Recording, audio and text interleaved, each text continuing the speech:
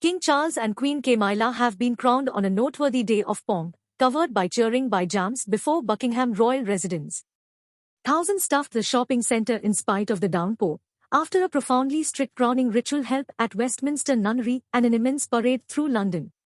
The ruler and sovereign waved from the royal residence gallery as the RAF red bowls painted the sky red, white and blue. Be that as it may, the BBC comprehends Sovereign Harry was not welcome to go along with them. The Duke of Sussex had been at the service in the monastery prior, sitting 2 lines back from his sibling Sovereign William whenever they first had been seen together since Harry's shocking diary, Spare, was delivered. He left for the US straight a while later. The Lord's Day started not long after 10 o'clock BST, with the parade to Westminster Convent in the pony drawing jewel celebration statemento, past cheering groups, and a ceremonial group of 1,000 individuals from the military. Confidence pioneers and district pioneers started the parades, with the Lord and Sovereign following behind. The 2-hour function, the first to crown a ruler in quite a while, was watched on television all over the planet, as well as nearly 2,300 individuals inside the nunnery. After the crown was put on Charles' head, cries of "God save the ruler" were heard inside and outside, and weapon salutes were made across the UK. Superstar visitors were among those inside Westminster Monastery, including entertainer Emma Thompson and US artist Katy Perry. US First Woman Jill Biden and her granddaughter Finnegan showed up in a 3-vehicle motorcade, despite the fact that President Biden didn't head out to the UK. French President Emmanuel Macron and First Woman of Ukraine Olena Zelenska were additionally in the monastery, as were state head Rishi Sunak and heads of the Ward nations. Altogether, 90 heads of state joined in, the unfamiliar office said. The crowning ordinance's primary subject was the significance of administration. "I come not to be served, however to serve," the ruler said in his most memorable petitioning heaven subsequent to arriving at the nunnery. Charles was announced as the undoubted ruler in the principal phase of the function. The assemblage was then approached to show their reverence and administration, yelling "God save the Lord." However, among the music and pledges, there were snapshots of complete quiet as each phase of the old function wrapped up. Customs seldom seen somewhere else in present-day life were kept up with, like the consideration of the circle and staff and the conveying of the plated blade of state. In one piece of the help, the ruler was screened from public for the blessing, seen as the most consecrated piece of procedures. This was where the Lord was blessed with heavenly oils by the ecclesiastical overseer of Canterbury. The requirement for protection, the castle said, was on the grounds that it has generally been viewed as a second between the sovereign and God. While trusting that the blessed Lord will return, choristers sang Handel's Jarok the cleric performed at each crowning ceremony starting around 1727. Ruler William likewise made a promise of dedication to Lord Charles, and kissed him on the cheek, before individuals from the gathering were welcome to offer their own help.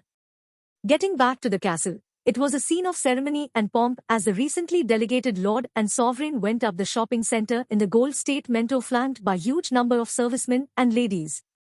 Altogether, 4,000 military workforce and 19 military groups partook, making it the greatest state event since the crowning ordinance of the late sovereign in 1953. Notwithstanding the exceptionally English climate consistent downpour, there was a celebratory air on the shopping centre, with intermittent Mexican waves and cops being cheered.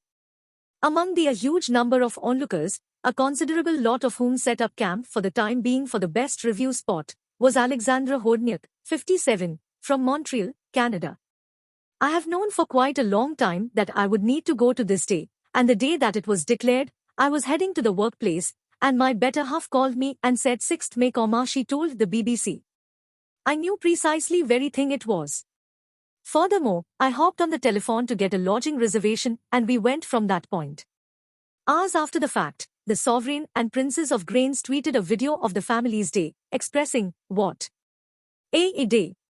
Much thanks to you, to each and every individual who got it going."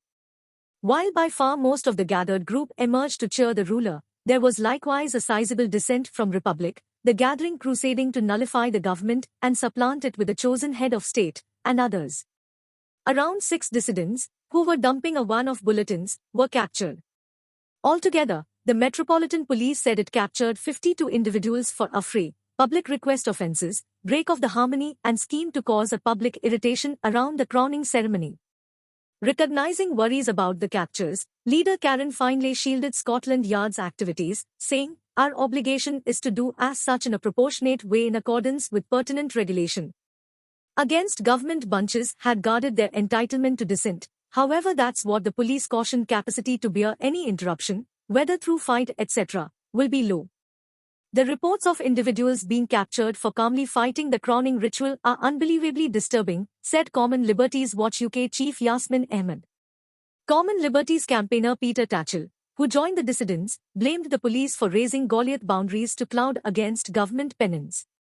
Right to unreservedly dissent stifled. Disgrace, he said.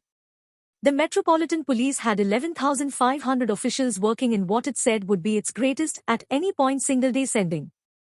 The crowning ceremony didn't officially change the ruler's status. Charles became Lord of the assembled realm and 14 different domains in September, when his mom Sovereign Elizabeth II kicked the bucket following 70 years on the lofty position.